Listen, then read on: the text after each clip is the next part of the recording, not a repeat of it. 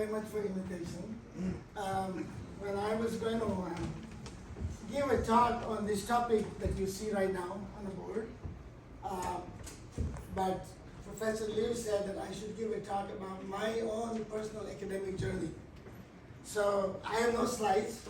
So last night I spent 1 hour writing some notes on the hotel station. And it's in small print, and those are the common zone notes that I will work on. But I will still begin with this particular part. So let me just go briefly.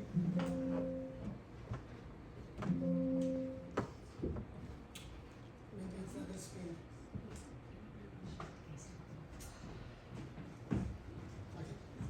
Okay.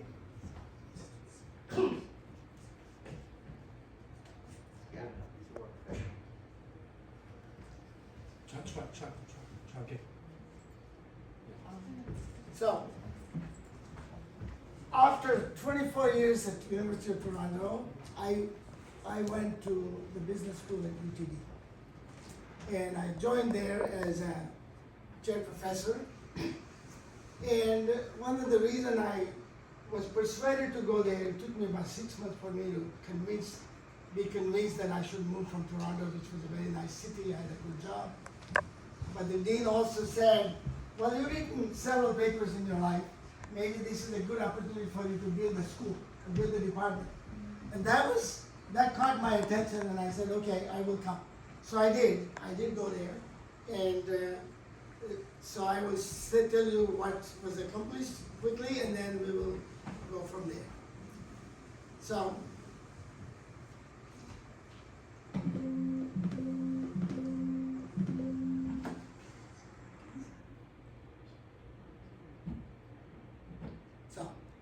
let me go right here. So, as you see here, you see,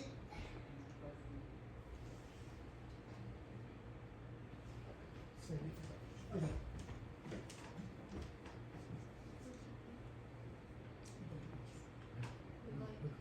It's okay. No light. Oh yes. It doesn't matter.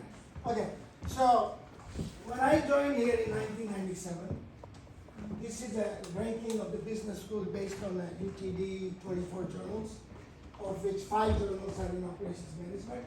So this chart shows you that in 1996 we were like ranked 150. And then when I moved there in 97, there were a couple of other people who moved with me, and just our papers made us go all the way from 150 to 77 rank. And in these intervening years, when you go there, this is a 5-year average. You can see that UTD is now number 1 in terms of research and operations management in 5 journals. That happened. It's almost like a miracle, because when we were there was no PhD program. I had to start a PhD program. There were only like 1 operations management faculty member. There were not much to build, but what we did happened. And now we are 24 tenure track faculty members in the school. We have 16 non-tenure faculty members. We have one of the largest PhD programs. And you can see these other schools that you see are NYU, Stern, Chicago, Booth, INSEAD, Harvard, UT Dallas is orange color, and you see MIT, and you see Wharton and Stanford. So you can see all of these ranking going from 97 all the way to 2024. Okay?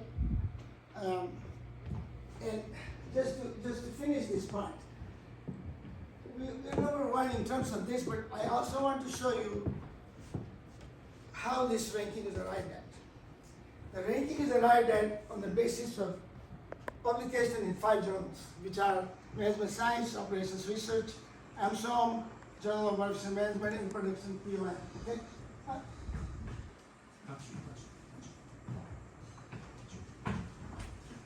Yeah.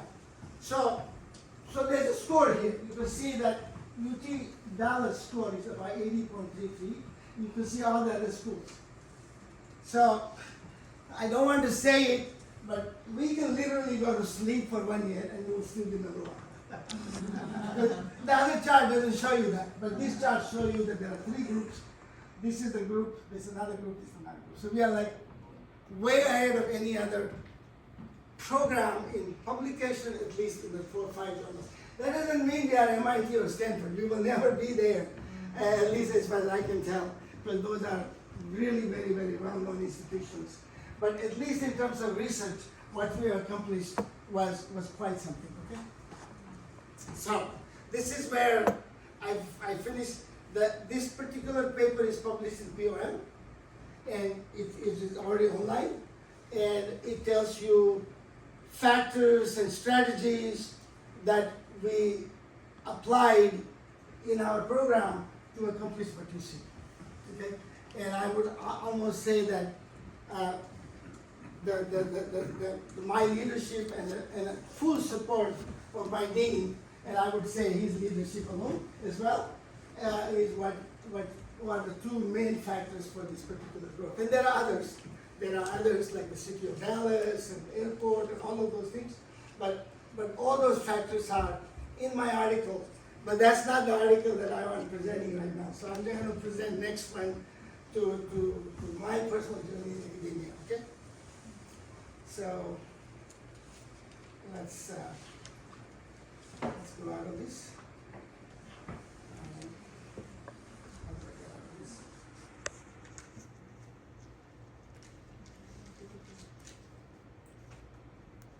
Okay. So I start beginning from the beginning. I was born in a small town in India. It was at the edge of the great Thar desert of Rajasthan. And I was the last child of my father, who had 11 children. And I just want to say this, that the town had no electricity when I was born. The electricity came to my home when I was 8-year-old. My mother used to complain that I was studying using oil-fired lamp and I would ruin my eyes. There was no college in town. None of my brothers and sisters and my ancestors went to college. And so I was in that particular situation. I just want to mention to you very quickly how the beginning happened. So I went to a school, and the school was not science and engineering or science or math school. It was more like a commerce school. After grade 8, I had to move to another school because I was interested in math and science at the time, and so I went to another school, which is a high school. This was just want to give you a detail of this. Higher secondary in India was 11 grades, and high school was 10 grades. And this was the last year of high school. After that, there would not be any more high school. So I finished 8th grade in higher secondary, and I went to another school, which is a science and math school, which is a high school. It's only 10 grades. So I went to 9 and 10 there. And after 9 and 10, they had to figure out what to do with people who graduated from high school. So fortunately, it happened that some universities offered the 11th grade as a bridge. And that was one of the most important things in my life, because I ended up going to one of the top colleges in India for 11th grade.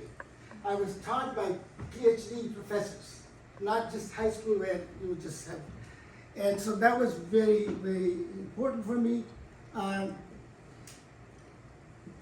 there, how do I say it? One day, a hometown guy who was a senior to me, he dropped me a form saying, complete the form and fill it and send it. Now, I did not know some of the most famous institution in India is IIT, Indian Institute of Technology. I had no clue. My brother never told me such a thing exists. In my town, there was no information about it. But this guy was already in Birla College Pilani, which is one of the top schools in India. They have now a campus in Dubai, campus in Goa, and all places like that. And And this form that he gave me was an IIT entrance exam. It's like a Jiaoko in China. It's like one of those tough entrance exams where you have to go. So I filled it, I did an entrance exam. I ended up going to, I completed the exam and then went for an interview. And I also want to say one more thing before I move on. Interview was in a big city of Kanpur, and I had basically traveled nowhere. I had to now go alone to entrance exams, also to interviews. So there are a lot of firsts in my life, let's put it this way. And there I realized that the people tell me that part of the interview is a physical exam. The physical exam is chest measurement, weight, eyes, all of that stuff. And I knew that I used to sit in the front row because I could not see. I had no glasses, town had no optometrist. So I was clever by half. The morning of the interview, I went to Kanpur General Hospital and I asked them to give me glasses. And they put dilating drops in my eyes, and I now cannot see anything. So I went to the interview and I said, I'm failing. I was a 16-year-old at the time. And at that time, you know, you think if you didn't pass the eye test, you would fail. Not like they will give you recommendations and get glasses. But anyway, that's what happened. And so I go there, and they take 6 people at a time for the physical, and then one by one go for interview. So there's 6 people, there's no sequence. So I was one of those 6 people, while other people were getting weight and chest measurement. I went to the eye chart and I memorized the eye chart. And after I went to the eye chart, my test came and I went like this. And he says, close your eyes. That's like I said, do you want me to close both eyes? I was jokingly saying that, and he laughed. And I was serious. And then I asked him, you know, tell me which line you want me to read. So I read everything. And so I passed the eye test. And then there was an interview. And I ended up at Indian Institute of Technology, Bombay. That was another thing. My family lived in Calcutta, so I said I want IIT Kharagpur, which is an old institute, first one of IIT in India. And I said I want mechanical engineering from IIT Kharagpur. They said mechanical engineering is sold out. And how about civil? I said no, I don't want civil. Oh, how about mechanical at IIT Bombay? I said done, sold. I take it. And so ended up at IIT Bombay, and it turns out that IIT Bombay is actually the best of the all IITs right now. So there were a lot of fortuitous, lucky events that happen in life. One doesn't know if this didn't happen, what would happen. Maybe you will be better off, maybe you'll be worse off. But whatever it is, we do not know. What happened was something that I have written a paper about this. One day I will write about all this more detail. But that's the beginning of my career. And after that, I want to mention to you that after IIT, I went to do an MBA. It turns out that one doesn't know, as a PhD student, and even before that, one doesn't know what you actually want to do in your life. Not completely. And one doesn't know what your skills are. One doesn't know exactly what your passions are. And they, over time, you kind of discover them. So engineering was a boot camp. You know, we learned a lot. But I finally realized that I am not interested in working with machines. That's not my calling. So I went to an MBA. I went to, in the USA, I went to do an MBA. And I was very good at MBA. They didn't give me a scholarship in the first year, but after one semester, the dean called me in his office and he says, we have a problem. I said, what's your problem? He said, well, you have the highest grade and other people are getting scholarship. So I said, you have no problem, you just give it to me as well. So he said, that's exactly what he wanted to tell me.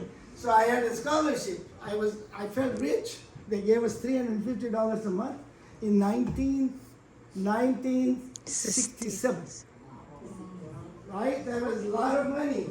I even paid $700 to my brother's daughter's wedding, because there was a kind of a nice thing. Okay, so after MBA, I had a job offer. I had an offer from a company. They offered me $18,000 a year. It was a lot of money, but I decided no, I don't want to do business. So I applied for a PhD program, and I ended up at Carnegie Mellon. Carnegie Mellon, they were going me courses in finance, marketing, all of these courses. I already done that as MBA, so I said I don't want to repeat the courses. So I decided to do OR courses and operations research courses. And they, after 1 year, they said, which qualifying exam do you want to take? Do you want to take administrative science or OR? I said OR are more recent courses, I take the OR qualifying exam. So I ended up actually an OR PhD at Carnegie Mellon. And I finished my PhD in 2.5 years at Carnegie Mellon. And I was in the job market. And I also realized that that is exactly what I want. It is at this point I finally realized that what I want is an academic life where I can do research, where I can use my passion for research and math and science, and that's exactly what I wanted. But it took a while, and so I want to tell you that one of the lessons in life is not something that you do because that is fashionable. But what is fashionable may not be what you want. The life consists of not just doing things, but it also consists of being happy. It also consists of being indulging your passion, right? And so my passion is not to go out in business to make money. My passion is to do research, to develop things that I want to do, and this is exactly what I wanted to do. So I finally found my place in life, and I was then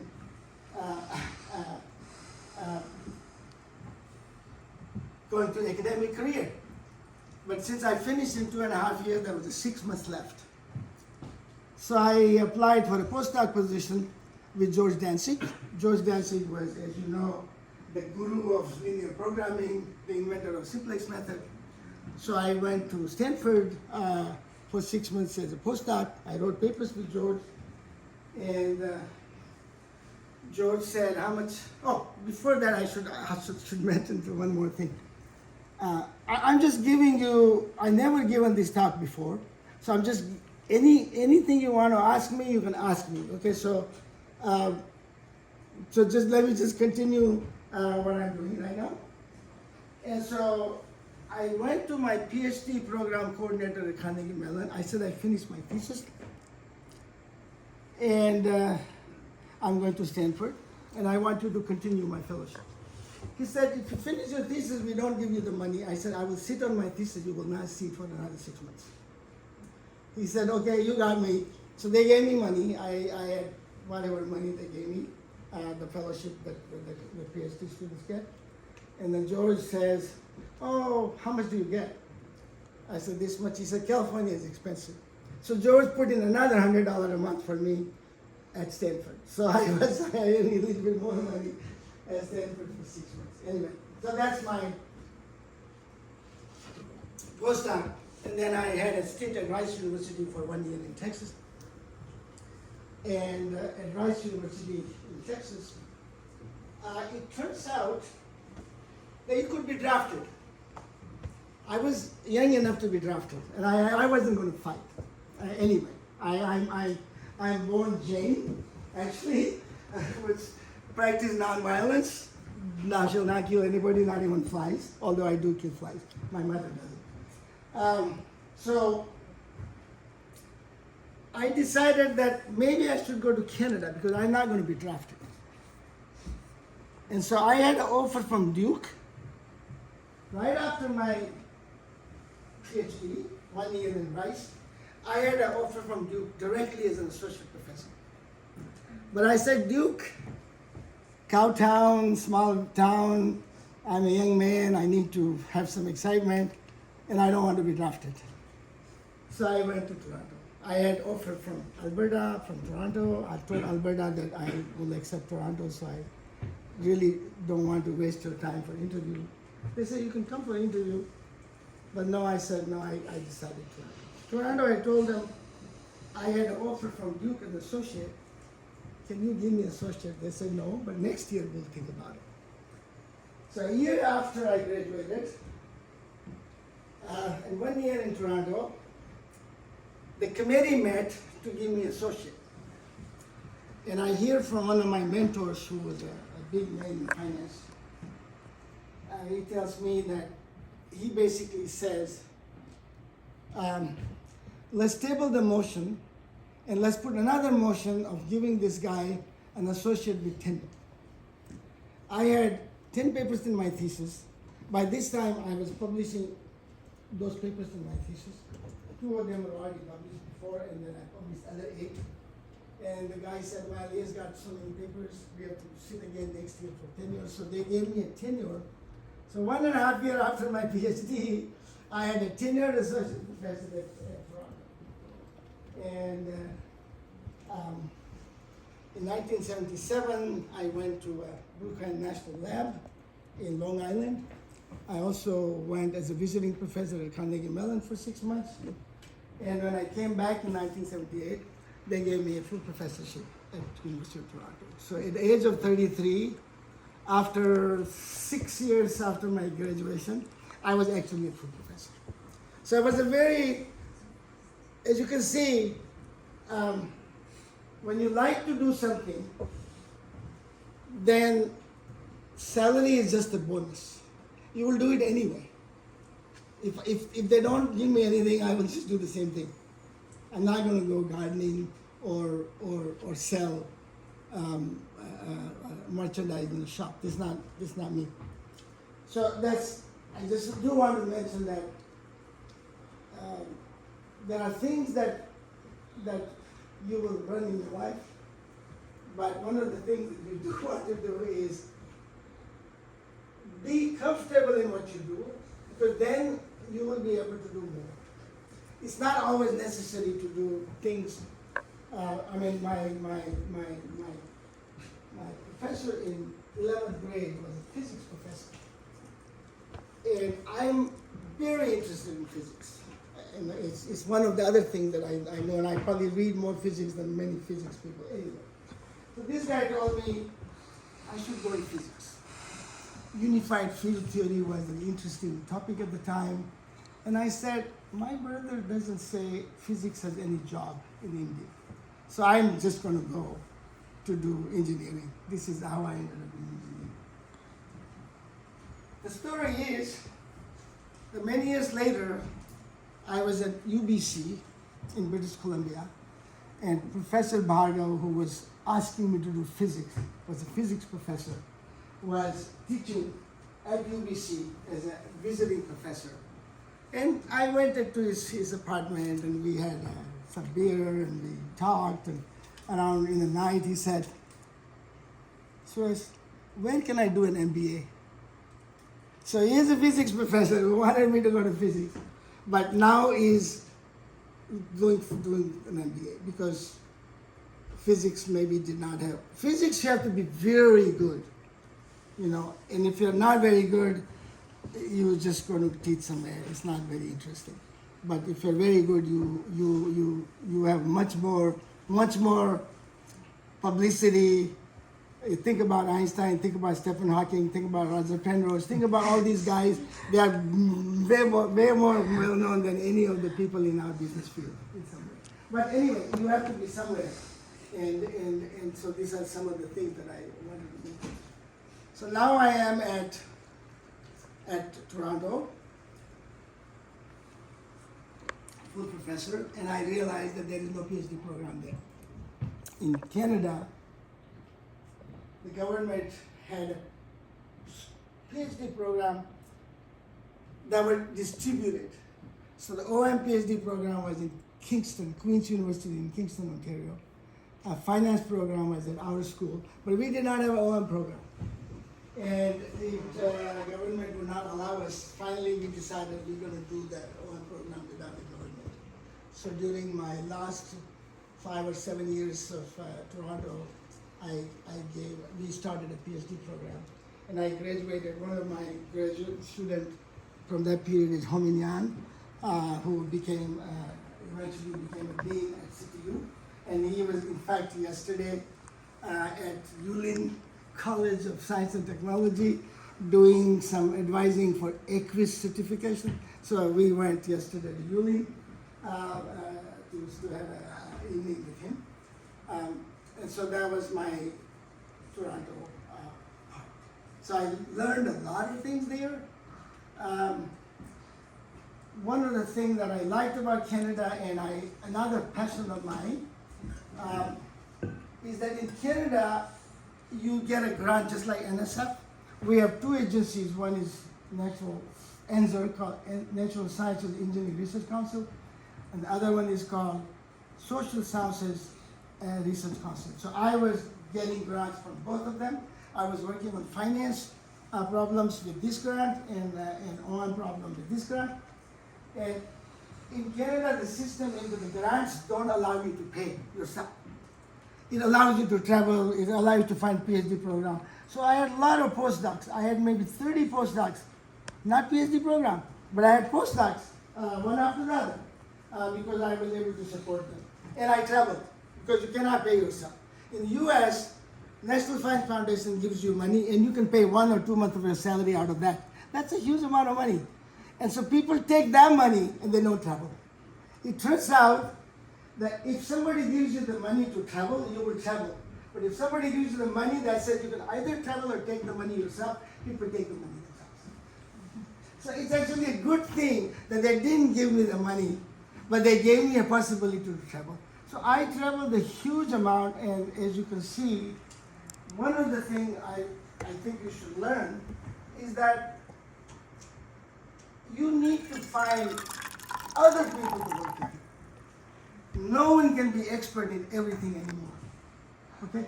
So, for example, somebody knows a lot about empirical methods. Somebody knows a lot about math. Somebody knows a lot about different things, right? And the problems require different tools, but not everybody has those tools. And it takes a lot of time to become expert in a particular thing. So you need to find people to work with. And that's, so I think I can count maybe at least 200 co-authors in my life from different places. And some are high-level math guys, some are high-level empirical guys. So you do your part, they do their part. And so it's good to have that kind of, so the travel allowed me to do all of that. I went to different places, I communicated with people, I worked with them, I wrote co-author papers with them. So that was a good thing that I learned from Canada and did a PhD program. And then what happens? In Canada, in those days, there was an age limit. 65, you must retire. And I had no mood to retire. So at some point in time, I decided it's time to move. I moved to the United States. Not when I was young, because I could be drafted, but now I cannot be drafted. Not when I was very principled guy. That means idealistic. As you're young, you're idealistic. How come my taxes are going to Pakistan and they're killing Indians in the India-Pakistan war? That is what you think about when you're young. When you are like my age, I cannot do anything about it. So just do your part in what you can do. So I go back to US. Now, of course, US is more friendly to India than Pakistan anyway, but that's, I'm just telling you, things happen in your life. You're not the same person. You, in some sense, you're the same person. In some sense, you change your ideology a little bit. You are becoming not as idealistic and become more practical, all of that stuff which happens. And so I moved to Texas.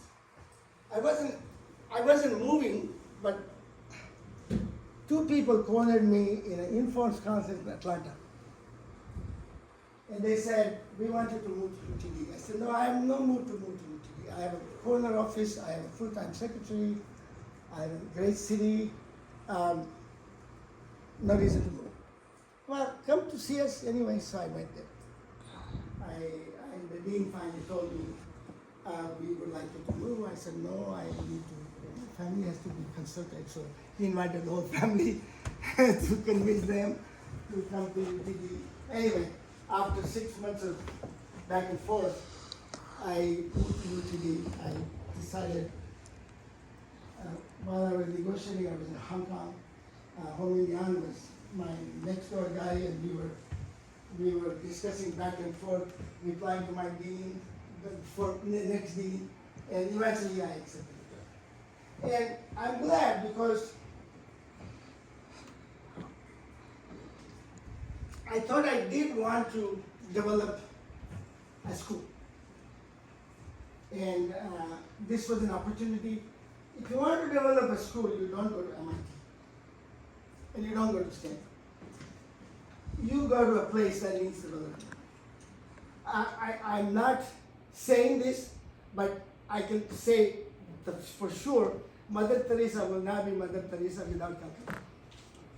If she stayed in Poland, she will be not Mother Teresa. Okay? So, all I'm saying is, in a small level, UTD needed somebody, and I was able to provide that what they needed, and rest is the history. So it allows me. I had the experience to develop PhD programs, so I developed a PhD program, and from day one, we had a difficult time getting PhD students at the beginning, but now we take 5 students every year. We support everybody. One other thing I think, it might be a lesson for universities in Taiwan. One thing I negotiated, once again, my dean, who came, the Dean Hassan Pirkul, here's another thing that I think is an academic lesson as well. UTD did not find anything for a long time. So they ended up inviting some people. One of them, Birla College, who was a friend of mine. He said they're paying me less money than Chicago was paying them. Okay. In the end, they went to this Ohio State professor, who was just a professor, and they said, would you like to be a dean? He said yes, but he did not negotiate his salary. This is important. He said, I need the money to build the school. You give me that much money, no salary negotiation, okay? So he got that money and spent 1 year to think about what he wants to do. And then a year later, he hired 3 senior professors, me and another 2 people. One is in accounting, another guy. So 3 of us moved in 1997 to UTD. And this is a highly successful dean. It's a highly successful dean. He has been dean since 1996. So he's been dean 28 years. And no one wants him to leave. And so what I'm trying to say is that you need a leadership at that level as well. So first thing I told him is that if I move to UTD, that school is not known. So I need to have a seminar where I bring in top people. And I know everybody in my field. All the top guys I know, they're my friends. So he said, okay, we'll give you some budget and you invite people. So last 27 years, I've been running a seminar every Friday. Every 2 weeks, I bring in people from everywhere. And he said something about the budget, but I never exceeded whatever budget there was. I never knew the budget amount. But I invite whoever I want, and I invite as many. I just invite them. If they want 2 days, they come 2 days, 3 days, 3 days, 1 day. We treat them. It is very important for networking. So it is not, okay, I give you an example.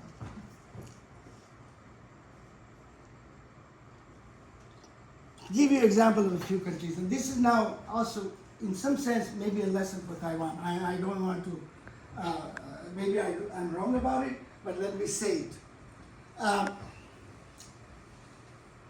China gave a significant portion of GNP to universities. And so universities like Tsinghua, like Beijing, they have reasonable amount of resources to allow people to come there and work with them. That's networking. I'm Indian. I've been out more than 50 years. I've gone to China maybe 30 times. Each time they invite me, they have resources. I've maybe gone twice to India on their money, and sometimes it comes with strings attached. But they're saying, you are Indian, you will come anywhere to see your grandmother, why should we pay you? I tell them, how many sick grandmothers do you need to build your school? Yeah, that's not how you build your school. You need, okay, we can read your paper, we don't need to see you. That's not how you build connections. We are human beings, we connect person to person. We don't connect on the internet. We don't connect on reading somebody's paper. We connect when we see each other. Okay? And as you can see, I have connected with a lot of people. Next year, not next year, this year, now is this year, there will be 3 conferences in honor of my 80th birthday. I'm 80 already, okay? And there will be one in Texas, there will be one in UK, and there will be one in China, but that's going to be changed because November 19, Texas governor decided that the Texas state employees cannot travel to China on a work-related business. So I cannot go to China, but at least until the Texas governor makes a different ruling. I'm a state employee. I'm a state university, means I'm a state employee. So I went to China maybe 30, 40 times, and I cannot go anymore. I can go as a tourist. But I've been to 200 places in China, there's no reason to go as a tourist. So what I'm saying is, you need to have this kind of connection with people. And you need to provide some support. Most of the academics don't want money, but you can invite them and treat them. That's enough. It's not necessary to say. I'll give you an example. Everybody knows Herbert Simon. Herbert Simon was a Nobel laureate in economics, father of artificial intelligence. He was a professor at Carnegie Mellon. And one of our senior professors in Toronto had an invitation to a Harvard professor to give a keynote speech. The Harvard professor said he wants $10,000. She wants $10,000. Bob said, no, we don't have the money. So he asked for Herbert Simon. Herbert Simon came without any money. He's an academic guy. They don't need money. They need connection and they need whatever. So he came. I remember the day he came. Because I was a student of Herbert Simon as well at Carnegie Mellon. So it was very nice. He went. So all I want to say is that you need to figure out somehow to bring these connections. Otherwise, you are going to be isolated in your own little thing, and you're not going to. Anyway, this is my view. Okay. So, at UTD, the other things. So, the seminar was one of the main factor in the sense that we bring in people, and our students get to know them. And we take them out to dinner, we send students with them, and when the students go to conferences, they are not feeling lost. They meet this big guy, they say, hello, you came to our school. You need to make those connections. You need to also make those connections because at one time, you will need a letter for your tenure. Outside letters. How are you going to get outside letters? A PhD student after 6 years of job doesn't have, if you write to me and I haven't read your papers, I will probably say no, because I don't have the time. And institutions are asking you to get letters from top schools. Get letters from top people. How is the top people going to write a letter to you? He hasn't read anything about you. But if you make connections in conferences, you get to know them. You get to know what they do. That makes a difference, right? So I'm basically saying things left or right. So that's why I wanted to record it, because one day I'm going to give this talk to my secretary and ask them to make slides of it. I give you a connection. Many years ago, there was a conference of game theory in Kingston, Rhode Island. And everyone knows the name of Kenneth Arrow. Kenneth Arrow is a great economist, the Nobel laureate. One of the biggest minds in our time, was a professor at Stanford. And he was there.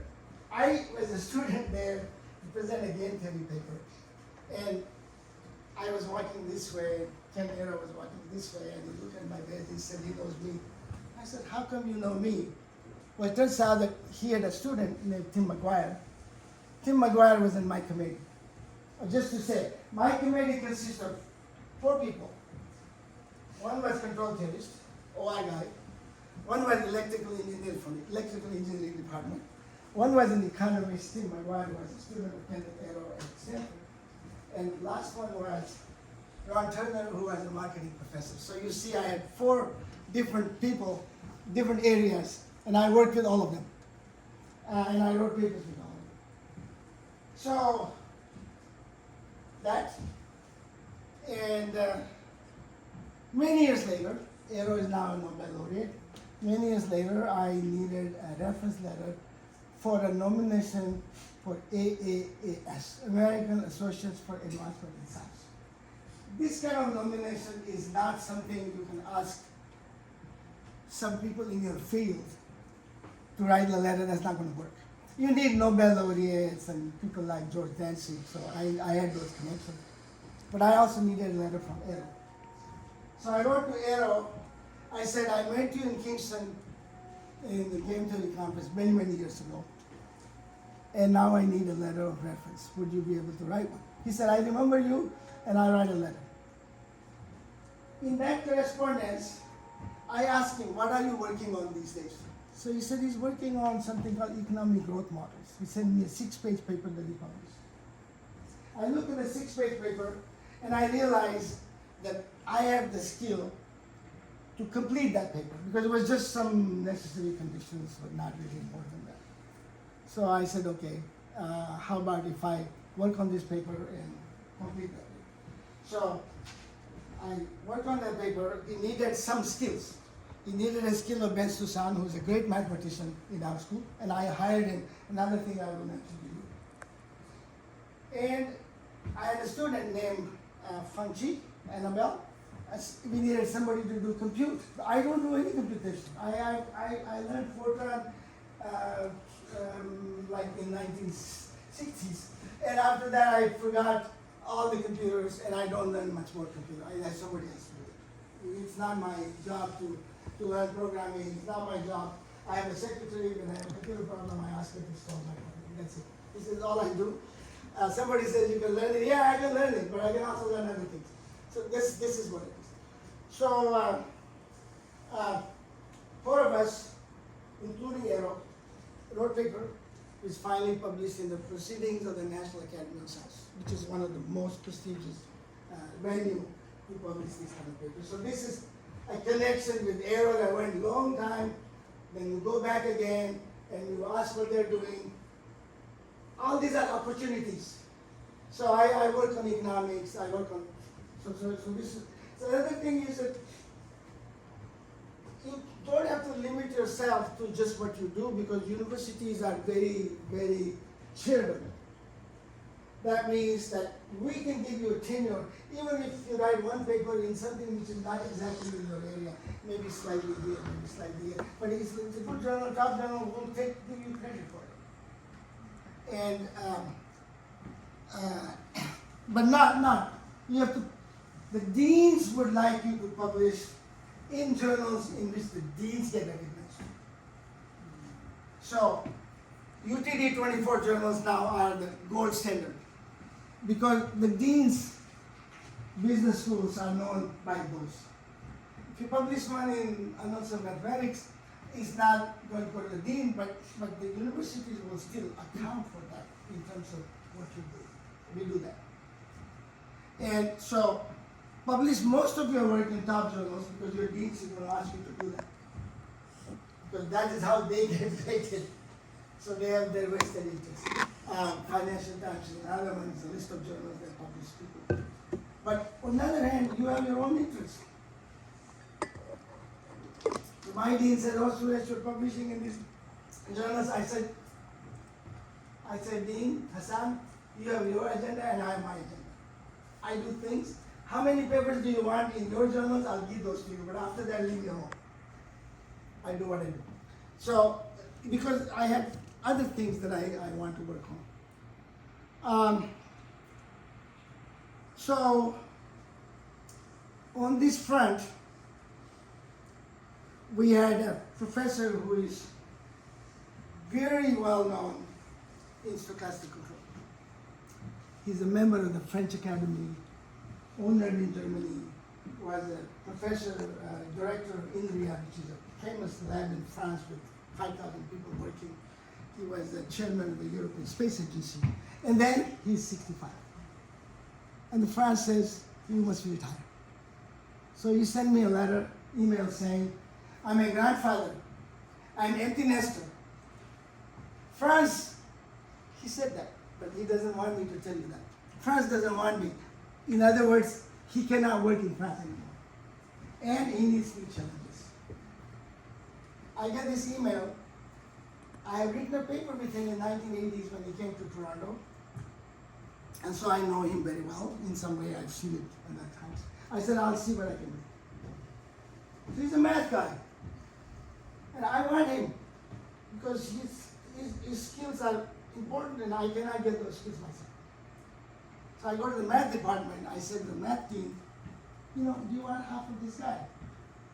He said, yeah, we can give half of this guy, but we can give a status appointment. I said, in my own mind, he has more status than the entire of the math department. I need money. I need half the salary. So we were having a dinner in a Thai restaurant in Texas with former Informs president, my dean, me, my young daughter. I was babysitting, so she came along. And in that lunch, the dean asked me, I told the dean, math department is not going to do this thing. He said, do you want this guy full-time at business school? I said, yes. In that restaurant, my dean said he's hired. He's hired, that's it. So after dinner, I sent him a message saying, you are hired, please discuss with my dean your salary. And he came in 2005. He's now 85 and he's still going strong. He has like 20 books, 600 papers, he still keep writing.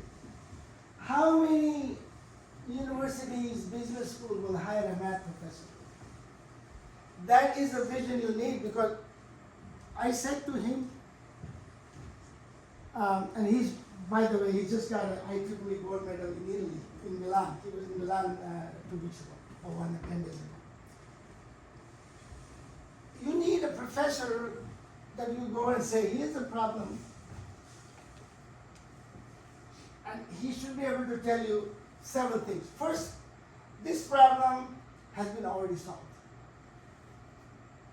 That's something, a very good knowledge to have. Oh, this problem has been worked on by many, many people and is not something a doctoral student should work on. Because it's not a problem for doctors. This is a fundamental problem that may take many, many years and may never be solved. This kind of knowledge is not something that's available.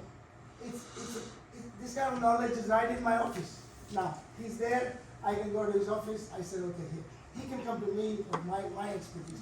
So it's good to have this kind of different kind of expertise in the university, because university is not just one place. I mean, it's got, you know, that's why MIT and Stanford are great places, because you have all kinds of skills there, and you can work with people with different skills. They're all there available in the university. So, anyway, how much time do I have? I think it's better for me at this point to open the floor for people to maybe ask questions, and then I have actually, no, let me, one more thing, maybe this is interesting to you. Let me go here.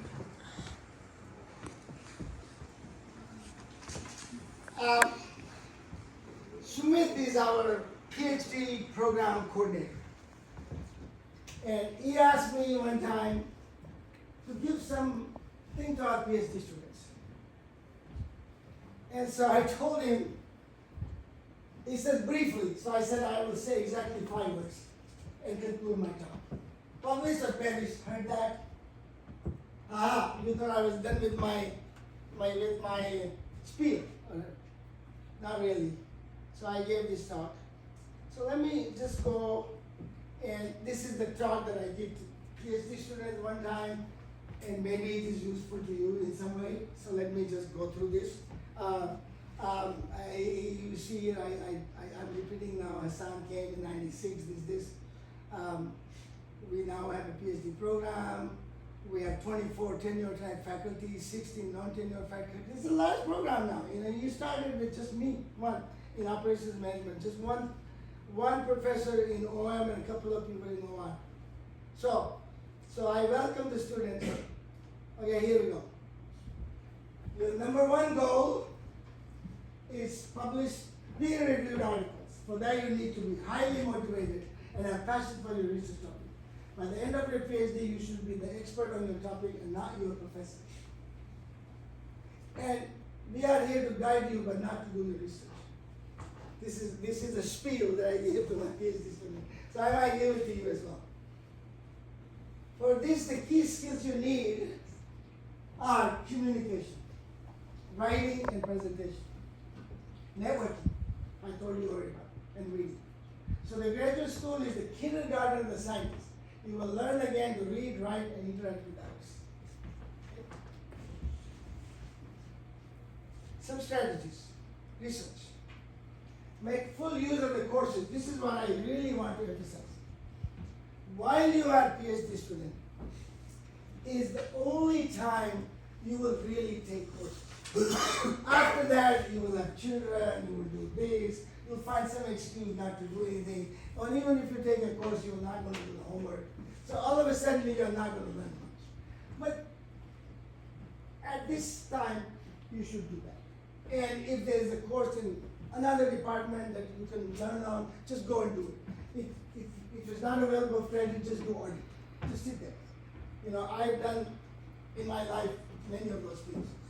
And you just heard me that at Carnegie Mellon, they were doing the courses, and I said, I'm repeating these courses. I don't want to do this again. Teach me new courses. And so I ended up learning new material. So this is something. So make full use of the courses offered. Take the easier ones first to allow time to exist in the first year and deposit high grades in the bank before you take tough courses that may lower your GPA, okay?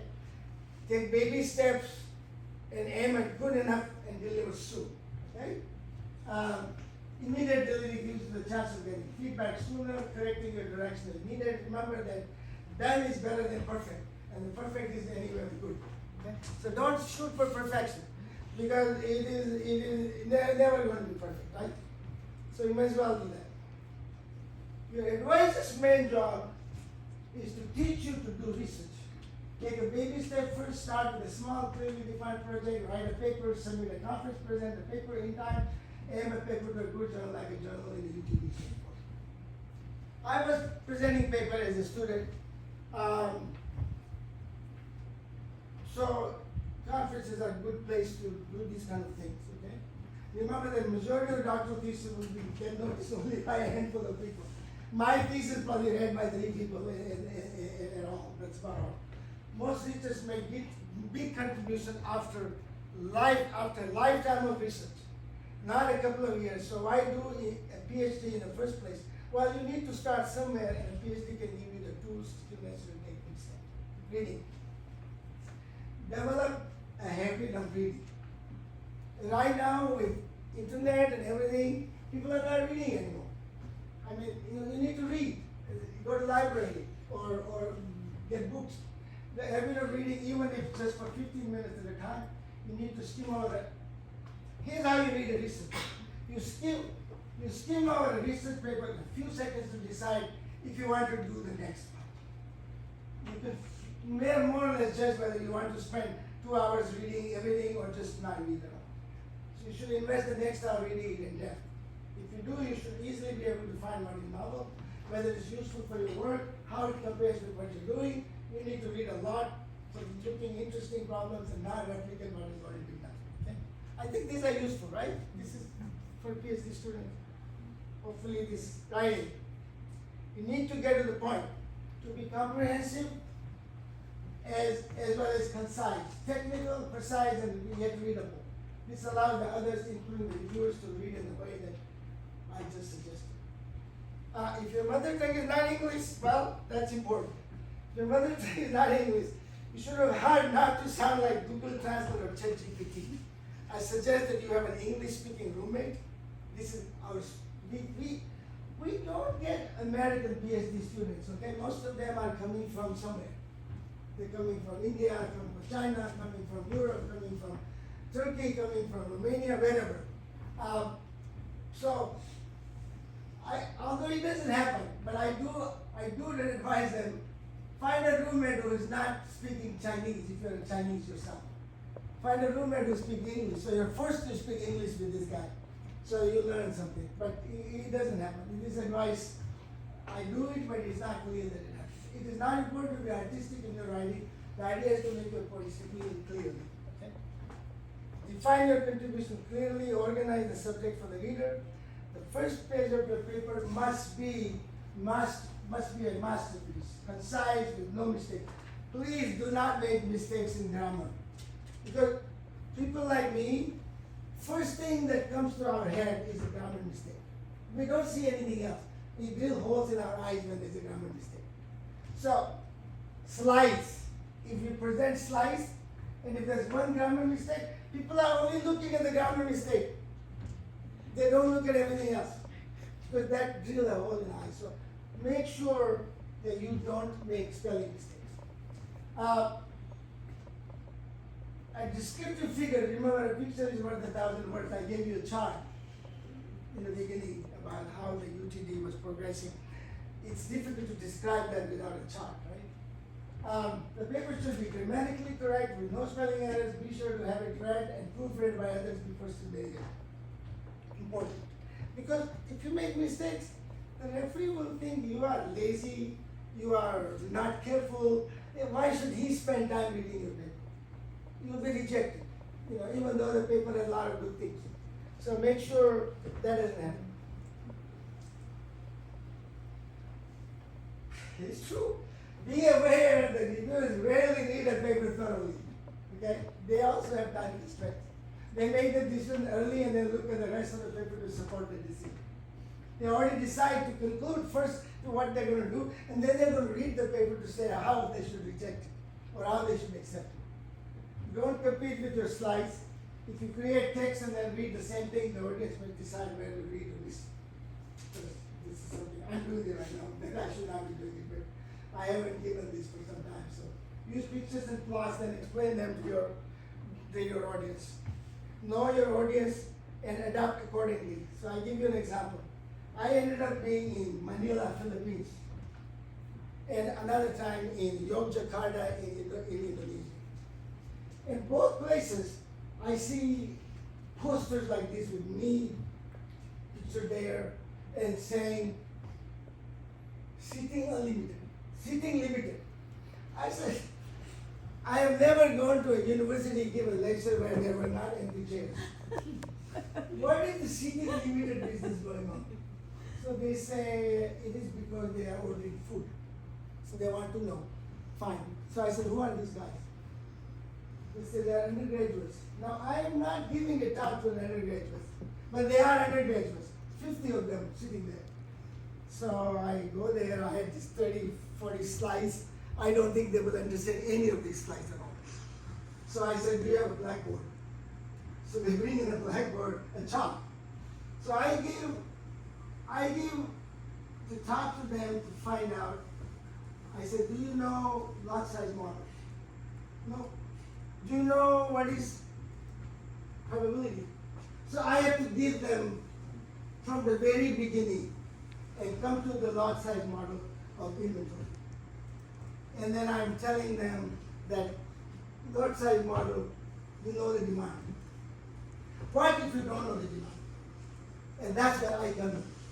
And then I present 2 slides of my talk, the last 2 slides, saying, if you don't know the demand, that's what you do. But they already know the lot size model, right, by this time. So they now know what I'm doing, but they don't know more than that, but that's enough. Because at least they went home to learn something, otherwise they'll all go to sleep, eat their food.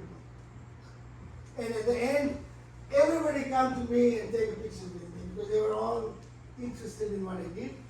So know your audience, don't go over their head, but find out who they are.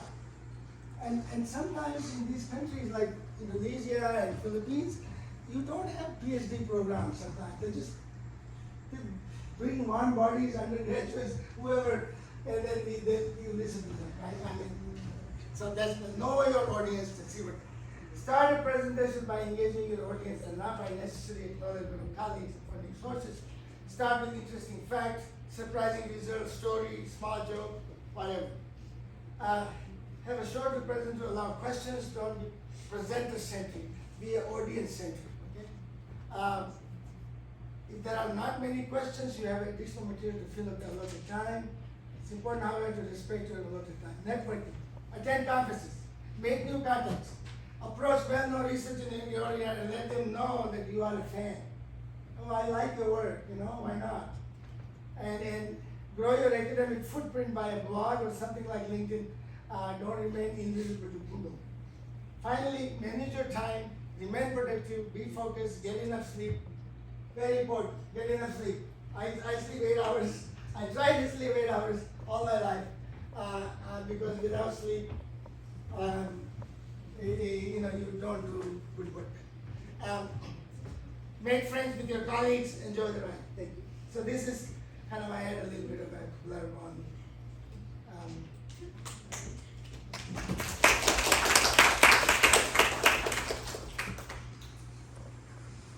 Now we open for questions. You are welcome to raise any question you will have to talk. Anything, if I don't know the answer, I'll tell you I don't know the answer. So please, about academic, life, academia, whatever, I'm again.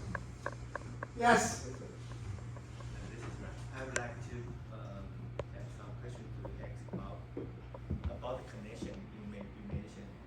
How can you make a good connection with, just like you said, if you go attend to the seminar and contact with some professor or top graduate, but how is keep the connection with them?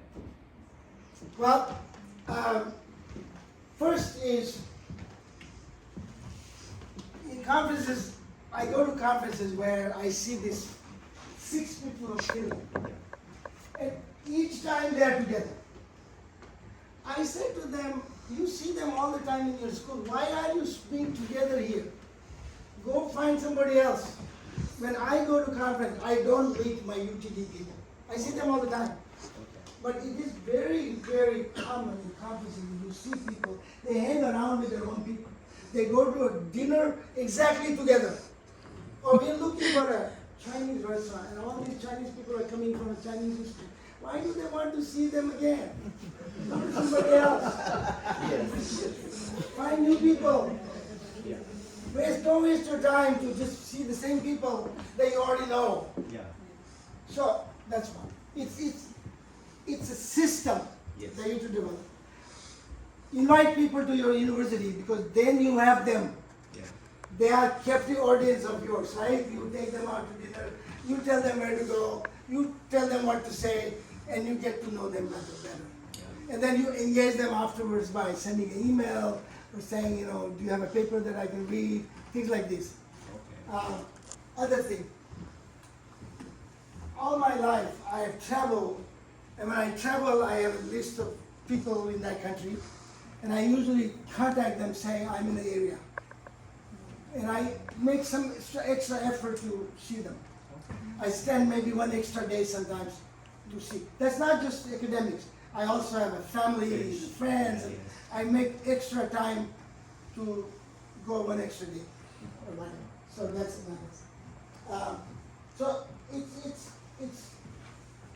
it's pursuing and keeping in touch with people, out of mind, out of sight. You have to kind of renew these things from time to time to Good. Thank you.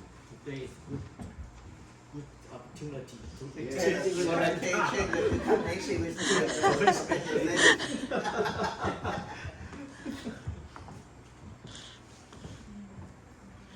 yes. Yeah.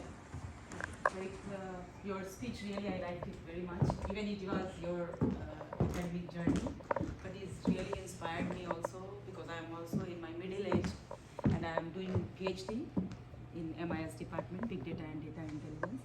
So, as I understood your documentary, I can say, like money and maybe your journey is God gifted because you achieved everything beyond your expectation from the beginning. Like you said, like IIT, even you don't ever heard about, but you got the form and you selected, and you got a lot of good opportunities, and you went to America. Now you're in very well suited position. And but how about what would you like to suggest or say something about the people who are still struggling, even they have a good mindset, good connectivity, networking, but they are not getting the position what exactly they want. So could you please suggest? Well, Thank first you. of all, I don't think the middle age is a restriction because I gave an example of Homin Yan. Homin Yan was my student who came pretty late because he was affected by the Cultural Revolution in China. So he was interrupted in his school. Truth be told, he and Xi Jinping were at the same time at Jindal University. So this is how old he was. He's now 70 years old. He was here yesterday. And he was my student. And then I sent him to CUSK for a professorship. And then from there he moved to CTU, became a dean. Now he's but here's important. He asked me one day that CTU has given him an offership of a dean. Should he take it? I said yes. He said, but why are you not the dean? I said, I am Suresh Sethi, you are Romania. That's number one. I'm in US, you are in Hong Kong. In Asia, administrative people are recognized more than a business. So dean has more long arms. In the United States, I may be more recognized than my dean because I am research guy. And people know me because of my research. I don't need to be a dean to do what I do. But I told him he better be the dean. Don't ask me why I'm not the dean because I'm never going to be the dean.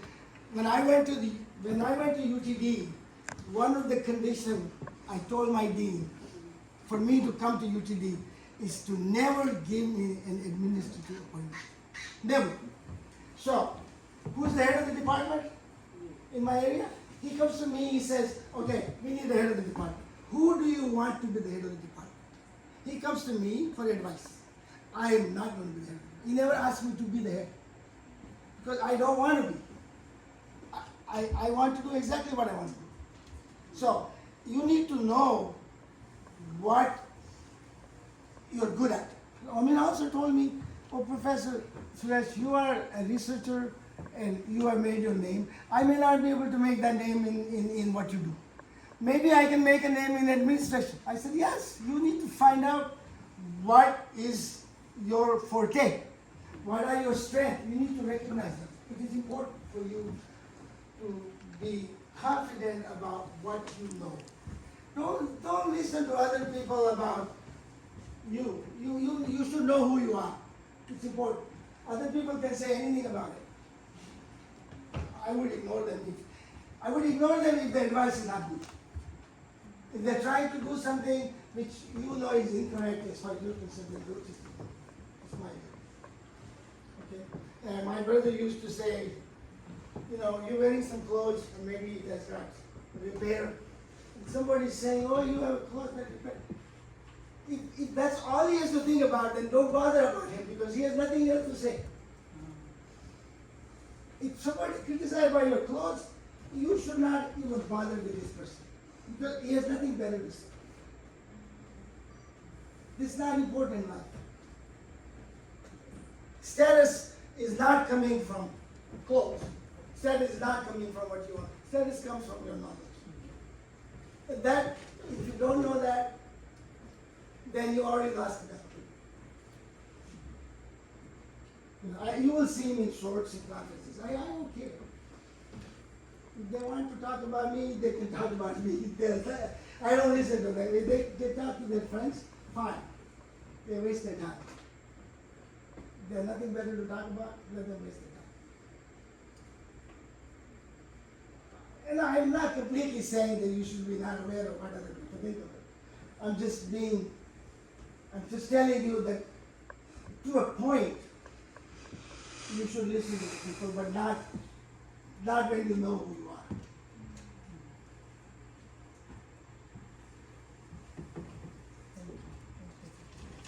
And opportunities,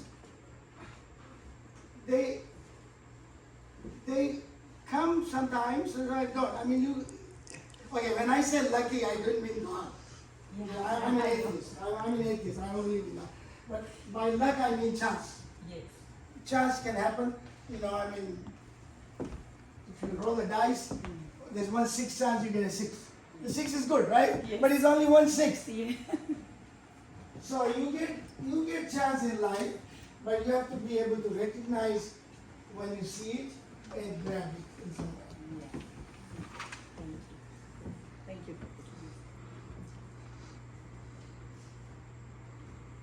Yes. You consider go back to No, the reason is this. First of all, my children will not go there.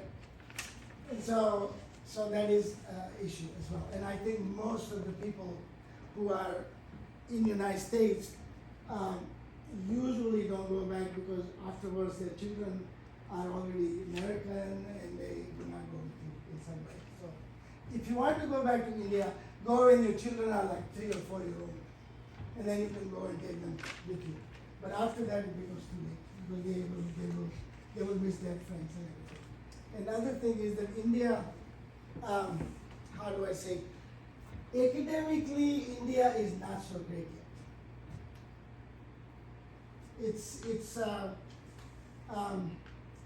There are many things. One is, for example, let me give you an example of China. Academically they are pretty good. But why China doesn't have a good journal? Why they are publishing in POM? Because China cannot have a good journal because everything in a journal would be nepotistic. It's not going to be unbiased. I mean, bias is everywhere, but the question is how much. So if you're going to publish the paper of your friend and your student, then you are not going to have a good journal. So I don't think the culture allows them to have a good journal here. So everybody is publishing an American journal because we are by and large more arm's length and more unbiased in some sense. That doesn't mean we don't get some bias, we do, you know. But it is still better than the amount of academic corruption. I have people stole my papers and published it. And one of the members was the member of the Chinese Academy of Science. And I pointed this out, and the student who published the paper apologized. And I asked them to give the apology in the journal, so they did. But these big guys, they don't want their name on it. I said, you cannot have, when you put a name on the journal article, you did nothing. And now you got caught, and then you say, I wasn't part of it. You cannot beat your cherry, you know. So finally they put their initials. But there's a reference to the article. They have the full names there. So that came out in an apology. But my own view is that it's not the right culture. You know, Ceausescu's wife was a chemist. Ceausescu was a Romanian president. Ceausescu was killed by the society because he was bad. His wife had more than 1,000 papers. Because everybody who wrote a chemistry paper in Romania had to put his wife as a co-author. How many people in some countries that I know where the professor writes a paper, but he has to put his dean's name on it? That's not the culture that we want. So there's limit to that.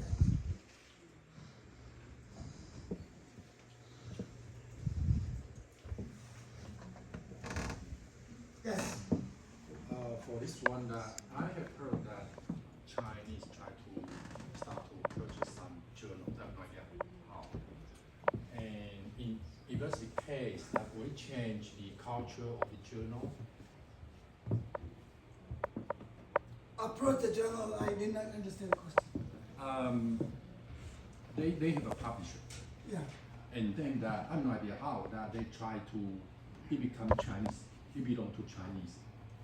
They use some strategy, and then that will affect, because just as you say, that bias, that will it affect the quality of the journal? Yes, if you're accepting papers that are based on relationship and not on research, it will obviously affect the quality of the journal. Have you heard about it? That Chinese? No, there are culture like this where you have these full professors full professors began maybe 50 years ago, and they're still around and they don't publish anything, but they put their name on the paper. That's a culture that culture exists. That culture exists. I know. So I don't publish in Chinese journals because there's no reason for me. But the journals that I publish are journals that are, standard top journals in the field. How about open access? Do you suggest? Oh, this is a new thing. I do not know. I mean, how open access is going to come, whether it will kill the other journals, I do not know yet. How the quality will be judged by people, how will all this happen, who's going to make sure that the proofs are correct. This is another territory that is a new thing. It's something we do not know. I mean, AI, for example, we do not know how AI is going to affect. People are using AI to write papers now, right? And journals are struggling with the idea of how to figure out whether the paper is written by AI or not. And so there are policies. We make it faster. We make it faster. Yeah, they are doing that. I mean, where is this technology going? I'm not an expert on it. I mean, it's a new territory, new uncharted territory. How is going maybe if the journals are no longer needed, everything become open access. Who knows? I don't know that. I think you guys have to worry about all of this because it may be coming, and you have to figure out how to negotiate this new environment.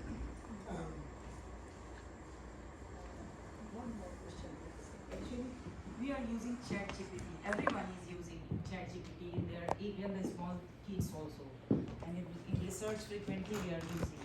So how much it is going to impact our writing skill? I haven't used one yet, other than writing a poem for my daughter one time for her birthday. But that's about all the ChatGPT I've ever done in my life.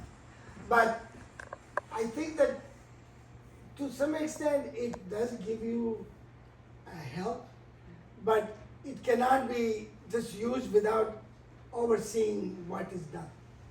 You know, you still have to verify what's going on. You still have to do some work to rewrite something and not just use it and send it off. So if it helps you to save time, yes, I think it will happen. It will happen. But I'm afraid that if it is done without any other oversight, then I don't know. I think there would be, because then the AI, all these engines are reading these things that are not very good anyway, and then they will consider that as a fact. And you know, so this is something that the world has to figure out what to do.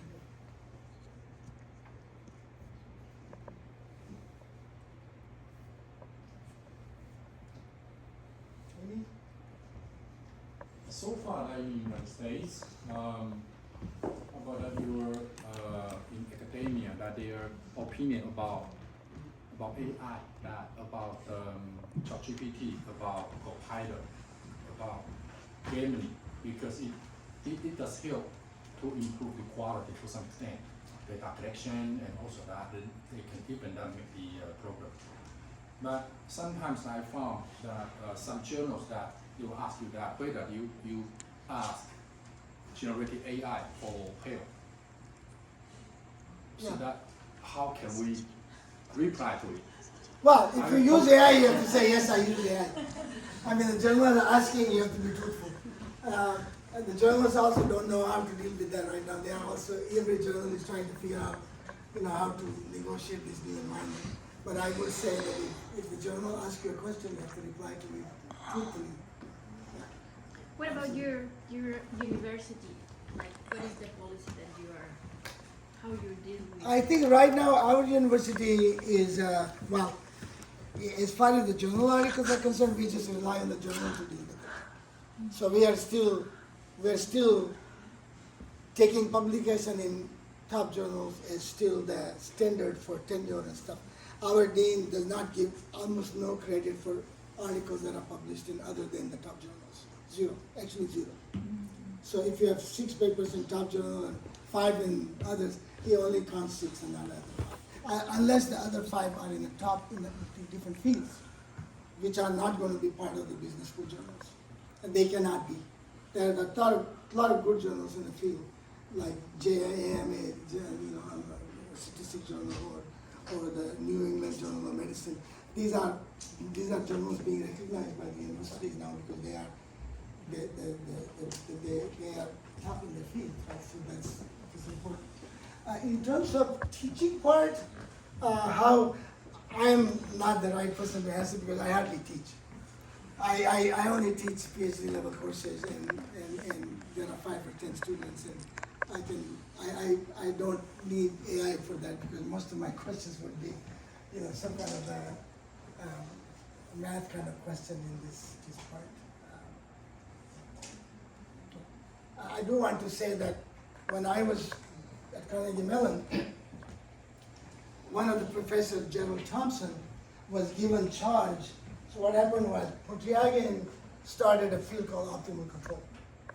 And his book got translated in English in 1962. As soon as the book got translated in English, economics people started using that technology in doing economics work. And so business school people decided that it's time for them to. So Gerald Thompson decided to read the book and teach it to the other faculty. So faculty and the PhD students were taking these courses, and I was one of them. And each one of us had to write a research paper in that course. So we all wrote research paper, and those papers got published. And so I liked that field, and so my PhD topic was actually application of optimal control theory. That was the new thing at the time, and it was exciting at the time, right? So, but it was just coming out, right? Now, of course, it's a very mature field.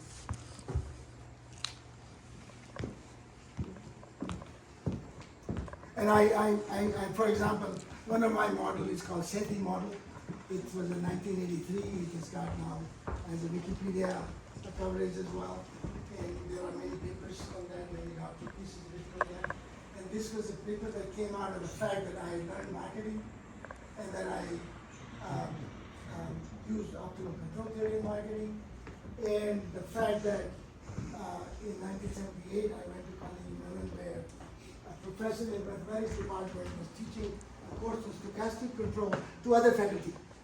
So I also took that course. And it is that particular course that I used for developing the Sethi model. So the Sethi model of 1983 comes from various sources, one of them being stochastic control. It was a very new field because stochastic control was pretty much being generated at the time, and now it's quite sophisticated. So these things, that was the Sethi model that you can look. For finance, I had this finance used stochastic control, and I was asked to teach a course to a bunch of women at Carnegie Mellon in finance. And this is a women, there was a college called Margaret Worston College, a part of the Carnegie Mellon, which was a college for women only within the campus. And they had a home economics course. So I was asked to teach, and I asked them, "Do you want home economics?" They said, no, we want finance. So I used the Wesley Brigham book, which is a famous finance text. And I learned finance as also a taught course. Later on, my Professor Gordon, I mentioned earlier, Professor Gordon did not know stochastic control, and he was to teach a paper by Merton that used stochastic control. So he asked me, can I take his lecture and teach this to the students?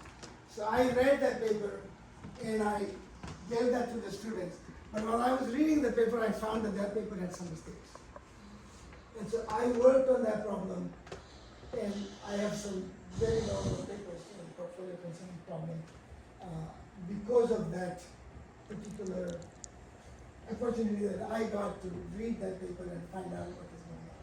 So I have a book now about portfolio conceptual problem in bankruptcy. It's part of that. I wrote a whole book. It's part of my beginning with that. And Harry Markovich was a famous Nobel laureate. He got hold of that paper, and then he went to Toronto to visit finance group. The finance group asked him, "Who do you want to meet?" And while you are in thing, he said, "I want to see Suresh Sethi." Well, he knew my paper, and he became a very good friend. When I wrote a finance book, he wrote a 10-page foreword to my book. And when I was celebrated at the conference for my 60th birthday in 2006 at GSIA, they invited Harry Markovich to give a keynote speech. So Harry Markovich and his wife came. Again, the guy, I appreciate him because he came, gave a keynote speech to honor me in some sense. But later on, I had a dinner with him and his wife, and he was, by this time he was very old, and he said that he usually charges $100,000 for keynote speeches, but now he doesn't want to travel, so he has this thing that can beam him virtually, and he charged $50,000 for it. And I came to my mind, my God, he didn't charge us a penny for a conference he gave in my conference. All the university gave on his business class ticket to him and his wife from California to Texas. That was all. That was all. So you see, connections are important. The university will not give him $100,000. And he would not want it either. But for some business places where you give top, people ask $100,000. So Harry Markovich now is dead. He went to nursing home and finally died. So I miss him a lot. You may also give your question in Chinese. Professor Julian said. Jay will translate for you. Yes.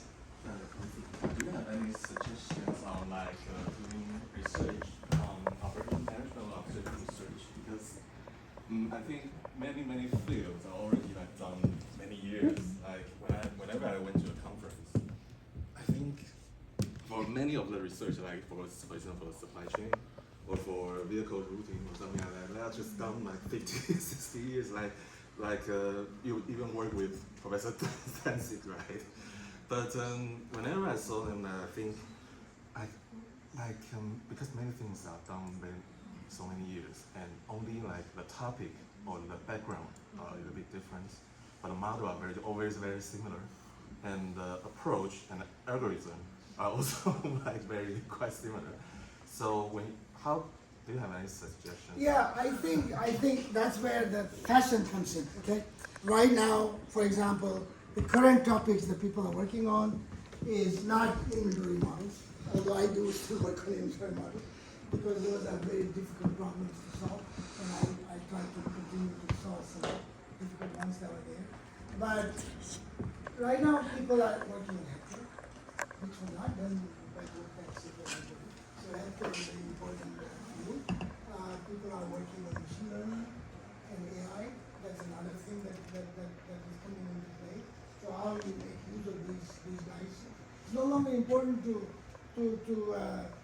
prove the NP hardness of a problem anymore because you can use these other techniques to solve the problem in a reasonably well way, and nobody cares about exact optimality anymore as long as you have a good enough solution.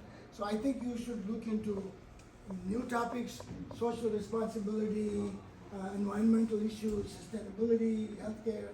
So there are opportunities in new areas that you should look into because those it's going to be difficult to publish big wooden problems. It will be, and also you have to be very rigorous to do something new in a topic that has been worked for 50, 60 years already. Okay, so it's something you might want to do it after your PhD if you're interested in that.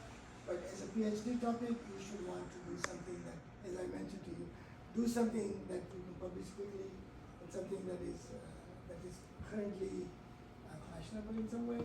But try to find out within that domain what your skills are.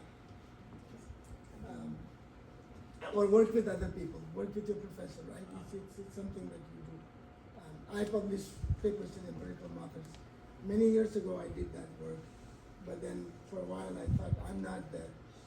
It takes too much effort to do empirical paper. Probably maybe paper one paper a year. So I did some earlier on in my life, and then I quit. And now I'm going back again to empirical work with other colleagues who are doing. Because you need to have the data and you need to do all of those things. And we publish some paper in GSIA and we publish some paper in PO on corporate social responsibility, green supply chains. So there are topics that you can still work on. Also, I think tough mathematical problems should exist in asymmetric information problems. So that's problem is still available. But if you want to really have a tough math, you can still mechanism design, for example, most problems are static. You don't have a dynamic problems when you do mechanism design.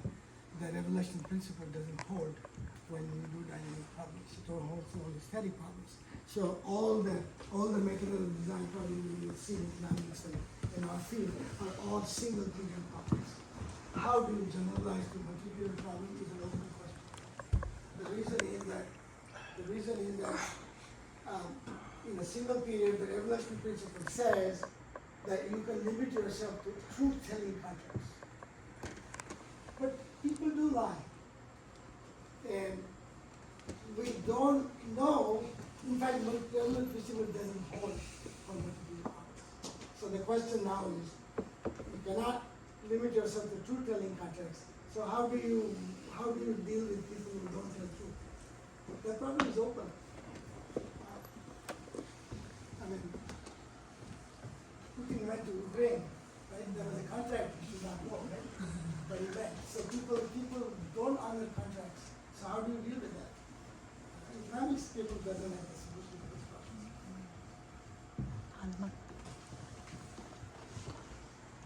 gentleman's agreement is also another problem, right?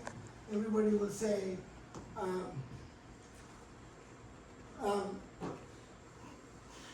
mean, think about, you have a contract, but you breach the contract, right? To breach the contract, there's a cost for it. Suppose you go to the court. The court has a limit of $1 million. And what if the breaching the contract gives you $2 million? Then you breach the contract because the court will only impose $1 million. How do you deal with that? Have you looked at the problem where court imposition has come into the model? No. Gentleman's agreement means you will not breach the contract. That's assumption, but that assumption is not a good assumption anymore, right? People do break contracts. And the only possibility is that you break the contract, you will get a death sentence. But death sentences are not legal anymore in most places. So the penalties are not infinite. Penalties are finite. And how do you deal with finite penalties in a contract? I don't see the problems. So there are some very difficult problems that people don't solve because we don't know how to solve them. I'm describing them because I don't know how to solve them either. But I do know what they are.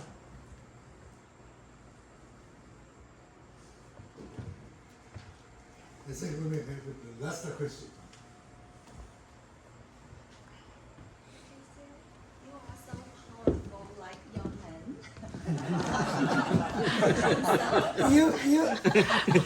That's not a question. Okay, let's start the question. Proud. I want to ask if I search the interesting topic, how could I keep the academic thing keep go on? I think that the interesting topic comes from reading articles and also finding out people in companies to see what problems are not solved yet. So you find these problems. I usually find them from the literature because I know what problems people have done and what are open. And then you know if you have a skill to solve those problems, then that's another thing. If you don't, then you have to find somebody who also has that skill that you need, so you can have a collaboration with other people. That's another way. In terms of, people keep asking me, what is your secret about your life? And I don't know how to answer, but I used to tell them, ask my mother. But I think passion and try to be stress-free and have a regular, some kind of exercise routine so that you can keep. I travel 200,000 miles a year. I've been to 11 countries this year alone, and 4 countries twice.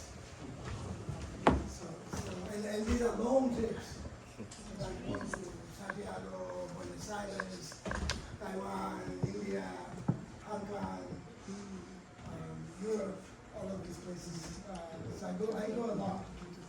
So you need to keep, somehow you need to keep healthy. Professor, may I have the last question? I would like you to encourage us. How can you be so successful in so many subjects, in many kind of academic subjects? How can you do the successful for this? I think personally that is not something that should be advised by everybody to do. It's not necessary. Yes. Because it requires whatever it requires, I do not know. But first of all, it requires long life, right? you need to have long life over years to learn a lot of things. But if you have a passion to do different things, you can indulge those and work. But I don't think most people will have that kind of portfolio. So in the big people that I respect and honor, I think one of the guys that I followed is Herbert Simon. So Herbert Simon was got a Nobel Prize in economics.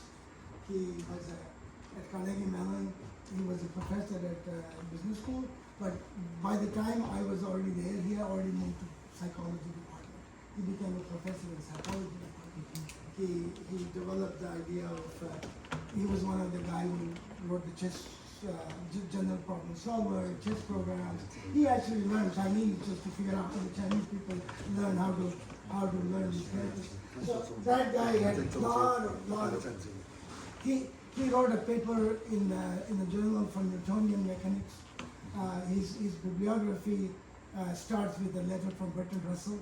So the guy was a philosopher, the guy was a mathematician, the guy was a psychologist, worked on all kinds of problems. So, and if you look at his book, at the very end of his book, he said, one of the keys is to have lots of co-authors. And at the time of writing his biography, which is called Models of My Life, that is his autobiography, he says, at the time of this counting, he has probably about 150 authors. I went to his office one day and I asked the paper for the secretary. All of a sudden, the secretary goes into the file and the paper was like 233 pages or something, number 233. So he is one of my heroes in some way because he did many things. Kenneth Arrow is another guy who has many different interests. There are people sprung some problems for him, and all of a sudden he said, okay. Is it something about the sex life of that animal? I mean, people thought that he did not know about it, but he knew. So it's a curiosity of reading. I read a lot. When some people ask me, I read more Chinese books in English than most Chinese people. I read Three Kingdoms, I read Xishanji, I read Helungo, I read lots of books because I went to China. And people ask me, how do you know so much Chinese? I said, how about Russian? I also read Russian books. It depends on where you go. If I go to Russia, I read Russian books. If I go to China, I read Chinese books. So I need to know what culture people have, and at least to the limited time I have, I try to do something. I learned Kalevala in Finland when I went to Finland. So it is your own desire to know and learn is what it takes. But not everybody. So you are a hero. I enjoy it. You have to be able to enjoy it. It's not something I do. It's not something I do because somebody wants me to do it. I do it for fun. So if you do it for fun, it gets tough, right? Because I enjoy doing it. So not everybody has those interests, and I don't think that is a goal that you should have to have. Thank you. Okay, well, thank you very much.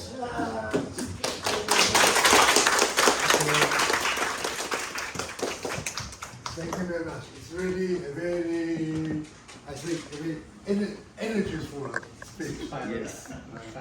Full of information, and we learned quite a lot of experience from Professor Sethi. I told one of my colleagues that I'm going to do this for the first time. He said, that's a good rehearsal for you for your 80th birthday. Because I have to give the talk also when the conference happens. Yeah. So I have to do something nice, so maybe I will say this thing. When is your birthday? Huh? When is your birthday? Birthday. Well, it's this year, okay? I won't tell you the date. So I think we make this chance to make a picture with Professor Sethi together.